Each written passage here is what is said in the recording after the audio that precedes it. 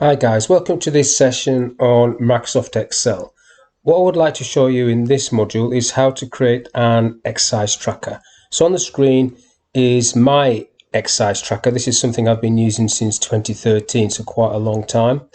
So this is the front screen. It's just a series of graphs giving weekly exercise overall and monthly exercise and overall exercise again. And then you've got some conditional formatting stats on the right here. Weekly target is 180 minutes. So this week I'm 56% over. On the month though, I'm a bit down. On the year, I'm up. Overall, I'm up on my target. So that's good. I need to work on this monthly total.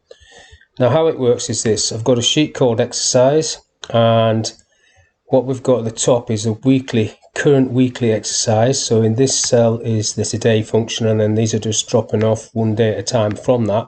So that is always going to show you the last 7 days. I've then got a Sumif function that's looking at the data on these rows, which then brings that through. So at the moment, let's just go back. This is a live sheet, so I don't really want to mess it up. It's gone all the way back to 2013. So that's when I started. So just pull this forward quite a lot. It's gone to the end, 2021. So come back a bit. So where are we there? So if I just move forward a little bit, that's in June. Didn't do anything that week. Look, coming forward, you can see I'm a bit up and down with my exercise, but this is today, the 11th. Now there's the 11th. If I did 60 minutes on the bike, it will then put the 60 minutes up there, and then you saw the graph react to that, and so did the monthly graph. I'm not going to do that because I haven't done that. That's what I did last night.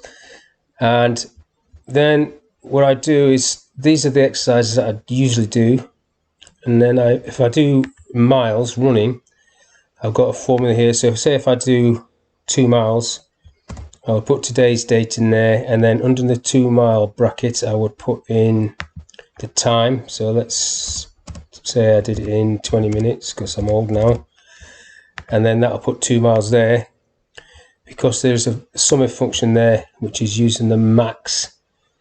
So it's always the maximum.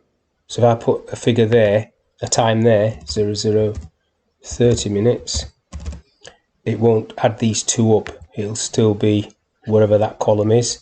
So it'll always be the maximum. It's gone green because 3.5 miles in 30 minutes would be the fastest I've done that. So all the greens are basically the fastest I've done that since 2013. But I better just delete these because this is live data. I've got the same thing going on bikes. So if I did a bike, put today's date in, put the time in, I'll do the fastest time ever for 3 miles, 8 minutes. Then it picks it up at the top there, 8 minutes. And again, it does the same thing, puts the score on the door there, get rid of that. Do the same for swimming. So 800 meters, fastest time is 21:42, and that's recorded at the top there. So that's just the minimum function looking down this list. Conditional formatting is going green to say is the fastest time. Skiing is just a list. Got caught up in the coronavirus this year, so I only did 30 minutes skiing before I had to come home. And then I have pivot tables, which looks at all of that information I've just shown you and gives you the breakdown over the months. So this is bike, running, and skiing, and swimming. I haven't done any swimming since January 2020. And there are some more bits and bobs in there, but what I want to do is quickly show you on a separate sheet how I did all of that. Well, not all of that, but some of that. So this is where I'm going to start.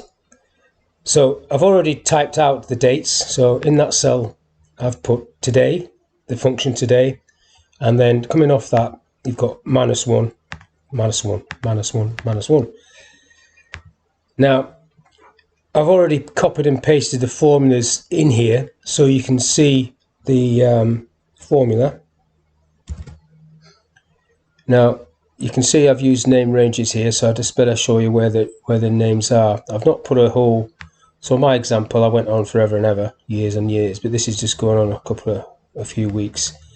But basically, this row of information here to the end. Let's get to the end. Is called dates, so I don't know why that's not picked that up.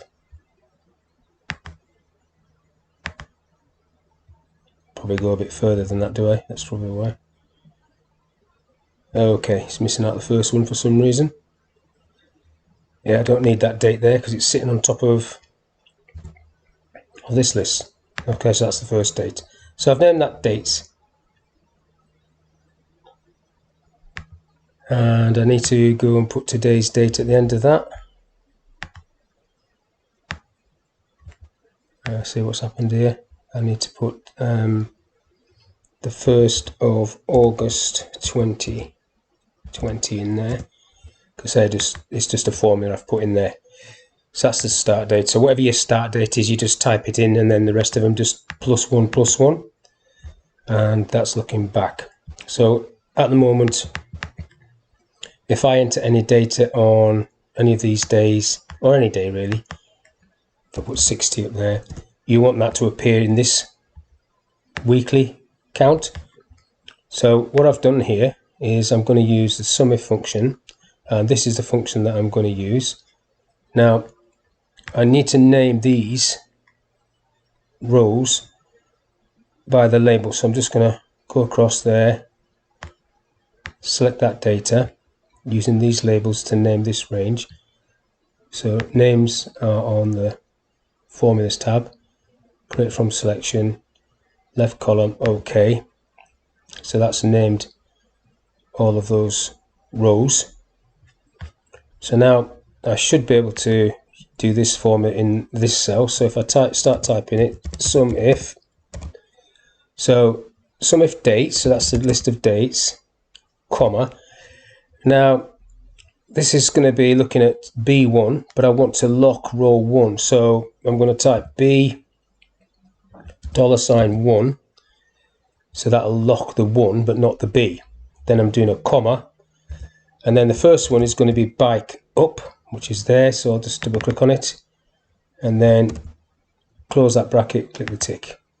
It's got Wednesday the 5th, so where's Wednesday the 5th? Bike up. Hasn't done anything, so I'll just do 10 minutes to make sure that works. So it does work.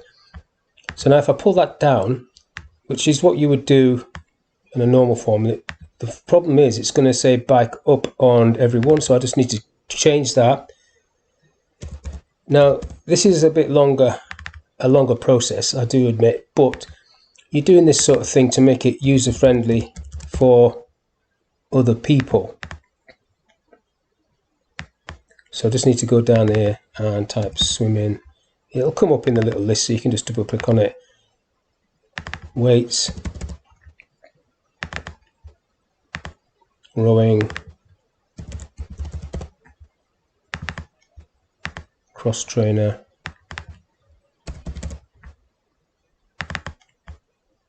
sit-ups. I don't do all of these all the time. I have my favourites, so my favourite is bike up. Cross trainer, I hate it. It's too painful. So that'll do for that. So now, if I pull these across to the end, because I had the $sign on the row number, this is pulled over to C1, to D1, and so on. And because I'm using names, I didn't have to worry about $signs. So I've quickly been able to pull that across, and you can see now that it is picking up this information. So if I type something else in there, 60 minutes, that will pull that across like so. So that's that bit done. So now what I want to do is, I've got a total at the end there. It's just basically summing up. Now, I don't know what that one is. I pulled that across. I'll pull that to the top. Just check that sum all the way down. It's just a straightforward Autosum. I've not done anything weird and wonderful. That's correct. So now if I highlight that, hold my control key down, highlight that, I can then do a pie chart for it. The pie chart, push that over there, make it tiny, push it there, probably too small. Get rid of those labels, right click on the pie chart, add data labels, and then right click again, format data labels. I want percentage value of category name on, close that. I'm going to change the font down a little bit because it's a bit big, put it to 8, see if it makes a difference. Probably can make this a little bit bigger.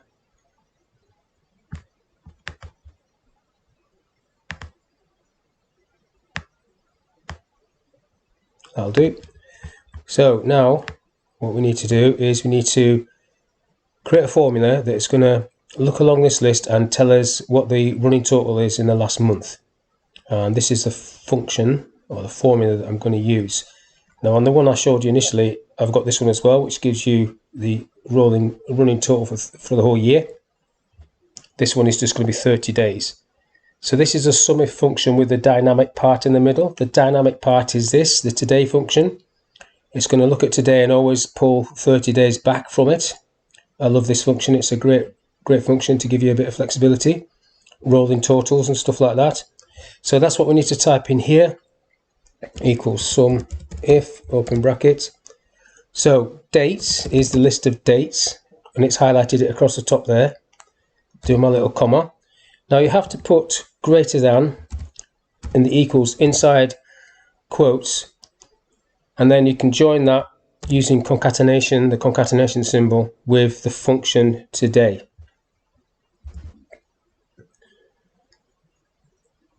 Open the bracket, type today, close the bracket, minus 30 days, and then close the whole thing, the today function, and then you're back onto your Sumif, comma, and you're doing bike up.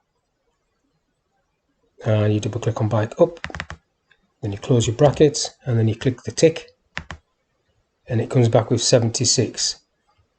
So this is coming back with 76. Don't know why this is down a bit. Let's just move that back up so it's in line. So 76 minutes, and if I type 45 there, it does pick it up. And then we're doing exactly the same. We pull that down, and we've got to go through the process again of changing the words to bike sitting in this case, and all the way down.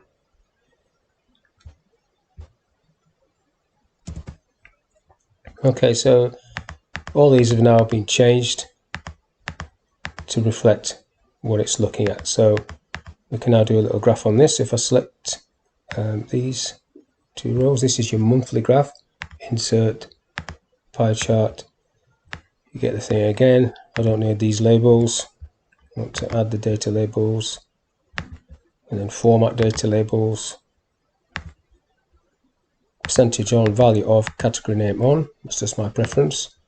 Change the font down to 9, down to 8, and then resize this. This is your monthly total, and then on mine I had a year one as well, and on the dashboard a year to date, and that's okay. If you can't see this, you can move the labels off or change the colors, but basically that is how I've got mine set up. These are the functions that I've used. Obviously I've not shown you this one, but it's exactly the same as that one, but with minus 365 in it. That's the only difference. And then this one is your running total, and then if you have a personal target, you can set that to color up when you make that target. So mine, on my initial example, anything over 180 would go green, anything less than 180 on this total would go red. And as in a personal way, that is a motivation for me. I don't like to see that red, so I do something about it. I'll do some exercise. But that's how I've got mine set up, and I've been using that since, like I said, 2013. Prior to that, 5 or 6 years before that, I was just using a list coming down. So this is an improvement in my mind. Obviously, as Excel's got better, you can go further across. There's now 16,000 plus rows, so you've got no problem running out of space. So I hope that's been useful for you, and I will see you on the next one. Thank you for your time.